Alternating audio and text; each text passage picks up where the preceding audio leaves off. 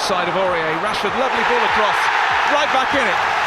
မနေ့ညကကစားခဲ့တဲ့ Nottingham Forest နဲ့ပွဲမှာပွဲအစ4မိနစ်မှာနဲ့ Nottingham Forest ကိုကျွန်တော်တို့ United က2ဂိုးပေးခဲ့ရပေမဲ့နောက်ကနေ3ဂိုးလိုက်သွင်းပြီးလိုအပ်နေတဲ့နိုင်ပွဲတစ်ပွဲကိုအမှားယွင်းမရှိပုံဖော်သွားနိုင်ခဲ့ပါတယ်။ခြေစွမ်းပိုင်းအရအပြည့်အဝအားရစရာမရှိသေးပေမဲ့လည်း2ဂိုးအရှုံးကနေနိုင်ပွဲပြန်ယူနိုင်တယ်ဆိုတာကကျေနပ်စရာပါပဲ။တကယ်တော့ကျွန်တော်တို့ United အတွက်ဒီလို comeback ပွဲတွေကတိတ်မထူးဆန်းလှဘူးလို့လည်းဆိုနိုင်ပါတယ်။ Premier League တမိုင်းမှာ2ဂိုးအရှုံး2ဂိုးအရှုံးတွေကနေ United ပြန်လာနိုင်ခဲ့တဲ့ပွဲတွေအကြိမ်ကြိမ်ရှိခဲ့ဘူးပါတယ်။3ဂိုးအရှုံးကနေတရေပွဲယူနိုင်ခဲ့တာနိုင်ပွဲပါပြန်ရခဲ့တာမျိုးတွေလည်းရှိခဲ့ပါတယ်။ဒါကြောင့် United ကို comeback king ဆိုပြီးတော့ပရိသတ်တွေမီဒီယာတွေကဝိုင်းပြီးချီးကျူးခဲ့ကြရတာဖြစ်ပါတယ်။ဒီတော့ Premier League တမိုင်းတစ်လျှောက် United ရဲ့ comeback ပွဲစဉ်တွေကအကောင်းဆုံး9ပွဲကိုကျွန်တော်တို့ကပြန်ပြီးတော့အမှတ်တရတင်ဆက်ပေးလိုက်ပါတယ်ခင်ဗျာ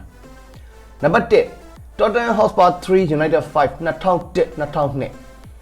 United အတွက်သာမကပဲ Premier League တစ်ခုလုံးအတွက်ပါအကောင်းဆုံး comeback ပွဲစဉ်တစ်ပွဲလို့ပြောရမှာဖြစ်ပါတယ်။ Nesta Ryan နဲ့ David Beckham အပါအဝင်လူစုံတက်ဆုံတဲ့ပွဲထွက်လာတဲ့ United ကိုဒီပွဲမှာ Spurs ကပထမပိုင်းအပြီးမှာတင်3ဂိုးပြတ်နဲ့ဦးဆောင်နေခဲ့ပါတယ်။ United တို့ပြန်မလာနိုင်တော့ပဲရှုံးပြီလို့ထင်ခဲ့ကြပေမဲ့ဒုတိယပိုင်းပြန်ဆက်ချင်းမှာပဲ Andy Cole ကတကိုးပြန်ခြေပပေးခဲ့ပြီးတဲ့နောက် United ရဲ့ဂိုးတွေကဇက်တိုက်ပြန်ဖြစ်လာပါတယ်။ Laurent Blanc, Nesta Ryan တို့ကနောက်ထပ်ခြေပဂိုးတွေသွင်းယူပေးခဲ့ကြပြီးပွဲချိန်86မိနစ်မှာတော့ကွင်းလယ်လူ Veron ကဦးဆောင်ဂိုးပါပြန်သွင်းပေးခဲ့ပါတယ်။အဲဒီနောက်88မိနစ်မှာ David Beckham ကအနိုင်သေးကြစေမဲ့ဂိုးကိုသွင်းယူပေးသွားခဲ့ပါတယ်။ပထမပိုင်း3ဂိုးအရှုံးကနေဒုတိယပိုင်းမှာ9ဂိုးပြန်သွင်းပြီးပြန်လာနိုင်ခဲ့တဲ့အန်အော်စီယာ comeback ပွဲဆိုရင်လည်းမမှားပါဘူး။နံပါတ်2 West Ham 2 United 4 2010-11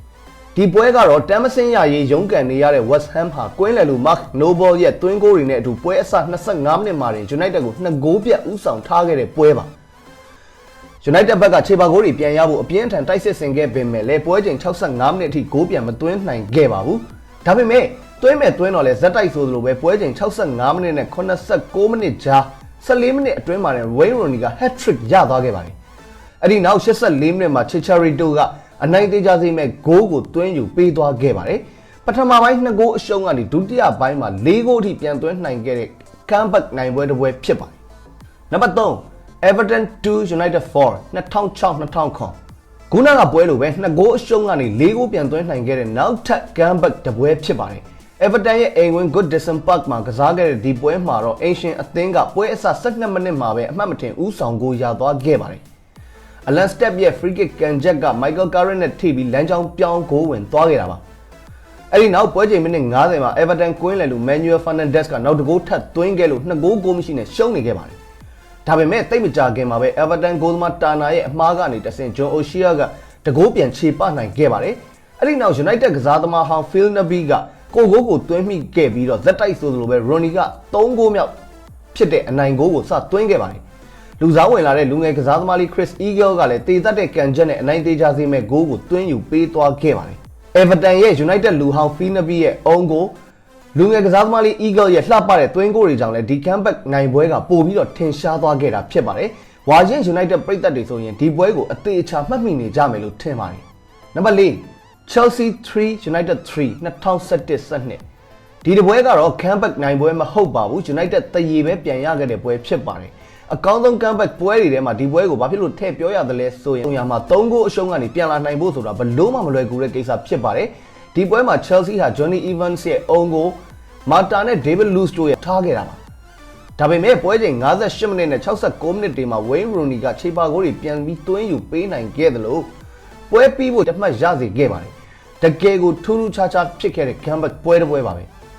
နံပါတ်5 United 5 Tottenham Hotspur 2 2008-2009ဒီပွဲမှာတော့ Spurs ဟာ United ရဲ့အိမ်ကွင်း Old Trafford မှာတင်ပထမပိုင်းအပြီးမှာ2ဂိုးပြတ်ဦးဆောင်နေခဲ့ပါတယ်။ Modric နဲ့ Darren Bent တို့ရဲ့သွင်းဂိုးတွေနဲ့ဖြစ်ပါတယ်ပထမပိုင်းအပြီး2ဂိုးရှုံးနေခဲ့ပြီးတဲ့နောက်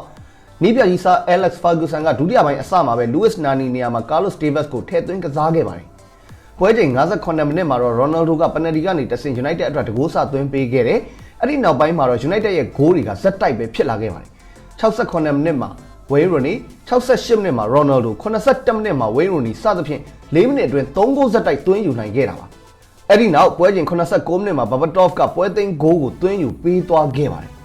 Rooney, Ronaldo, Berbatov နဲ့ Tevez တို့ရဲ့အကောင်းဆုံးတိုက်စစ်အားကို တွေ့မြင်ခဲ့ရတဲ့ပွဲဆိုရင်လည်းမမှားပါဘူးကဲဒါကတော့ကျွန်တော်တို့ Holy Glory United ကရွေးချယ်ပေးလိုက်တဲ့ United ရဲ့အကောင်းဆုံး comeback 9ပွဲအမှတ်တရဖြစ်ပါတယ်ပရိသတ်တွေအနေနဲ့ကဒီပွဲ9ပွဲတွေကမဟုတ်တဲ့ United ရဲ့တခြား comeback ပွဲတွေကိုမှတ်မှတ်ရရရှိနေတာမျိုးရှိသလားဒါဆိုလို့ရှိရင်ကျွန်တော်တို့ကို comment မှာပြန်ပြီးတော့အပြန်အလှန်ဆွေးနွေးပေးကြဖို့ဖိတ်ခေါ်ပါတယ်ခင်ဗျအခုလိုမျိုး United နဲ့ပတ်သက်တဲ့ဘောလုံးသတင်းဆောင်းပါးဗီဒီယိုတွေကိုအမြဲတမ်းတင်ဆက်ပေးနေတဲ့ကျွန်တော်တို့ရဲ့ Holy Glory United Channel ကို subscribe မလုပ်ရသေးဘူးဆိုလို့ရှိရင် subscribe လုပ်ပြီးတော့အားပေးခဲ့ကြပါအောင်ခင်ဗျ